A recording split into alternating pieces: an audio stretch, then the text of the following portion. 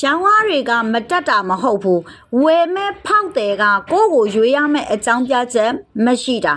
အဲ့ဒါကဘာကိုဆိုလိုတာလဲဆိုတာသိချင်ရင်ဒီဗီဒီယိုလေးကိုအဆုံးထိကြည့်သွားပေးပါကျွန်မကတော့မတ်တင်နီလာဖြစ်ပါတယ် The Nature Glory ရဲ့ founder တယောက်လည်းဖြစ်တယ်လို့ business architect တယောက်လည်းဖြစ်ပါတယ်ဒီနေ့ခေတ်မှာပစ္စည်းကောင်းတဲ့ quality ကတော့အမြင့်စားပဲဝန်ဆောင်မှုကလည်းတကယ်ကို perfect ဆိုတာမျိုးတဲ့ကိုမလုံလောက်တော့ဘူးအဲ့ဒါတွေကတကယ်တမ်းကြောက်လို့ရှိရင်အခြေခံလိုအပ်ချက်တွေဖြစ်သွားပြီလူတိုင်းကဒီအကြောင်းတွေသိကြတယ်ရှိကြတယ်တကယ်တမ်းကိုယ့်ရဲ့ပြိုင်ဘက် competitor တွေကြားထဲမှာကိုယ့်ရဲ့ brand ကထင်ထင်ရှားရှားဖြစ်နေဖို့ဆိုလို့ရှိရင် USP လို့ခေါ်တဲ့ unique selling point ဆိုတာကိုမရှိမဖြစ်ကျမတို့အားလုံးလိုအပ်နေကြပါပြီเนาะ USP ဆိုတာဘာလဲသူများတွေကပစ္စည်းရောင်းနေတဲ့အချိန်မှာကိုက customer တွေရဲ့ပြဿနာတွေကိုဖြေရှင်းပေးနေတာကိုကျမတို့က USP လို့သတ်မှတ်လို့ရတယ်အဲ့ဒါအပြင်သူများ brand တွေကဈေးနှုန်းတွေပြိုင်နေကြတဲ့အချိန်မှာ customer တွေလိုအပ်တဲ့တန်ဖိုးတစ်ခုပေးနိုင်တဲ့အနေအထားနဲ့ရပ်တည်နိုင်တာမျိုးဒါကိုကျမတို့က USP လို့သတ်မှတ်တာမျိုးဖြစ်ပါတယ်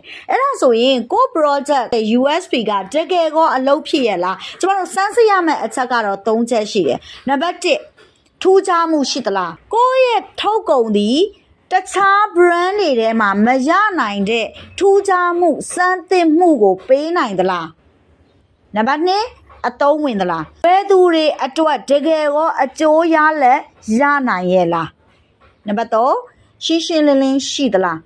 ကိုယ့်ရဲ့ product အကြောင်းကို customer ကကြားလိုက်တာနဲ့ချက်ချင်းခေါင်းနဲ့ဆွဲသွားပြီးတော့မှချက်ချင်းဒီပစ္စည်းကသူ့အတွက်ထုတ်ထားတယ်ဆိုတော့အတွေးဝင်လာတဲ့အထိ customer ကိုကဆွဲဆောင်နိုင်သလား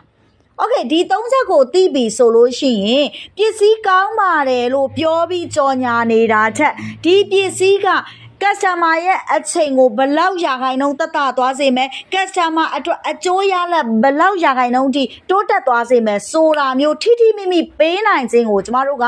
unique selling point လို့သတ်မှတ်တာဖြစ်တယ်အဲ့ဒီတော့ကိုယ့်ရဲ့လုပ်ငန်းမှာကောကိုယ့်ရဲ့ project ကဘာ unique selling point တွေကိုပေးနိုင်ပြီလဲ comment မှာရေးပေးခဲ့ကြပါတိုးတက်တဲ့အကြောင်းအရာတွေအတွက်လုပ်ငန်းတွေတိုးတက်ဖို့ရောင်းအားတွေတိုးတက်ဖို့ကိုယ့်ရဲ့အတွေးခေါ် idea တွေတိုးတက်ဖို့နဲ့စီးပွားရေး view ဟာတွေနဲ့ပတ်သက်တဲ့နီလန်းတွေကိုထပ်ပြီးတော့ sharing လုပ်သွားမှာဖြစ်တဲ့ကြောင့်မို့လို့ကျမရဲ့ဒီ TikTok account လေးကို follow လုပ်ပေးထားကြပါနောက်ထပ်ဗီဒီယိုတွေမှာတွေ့ပါမယ်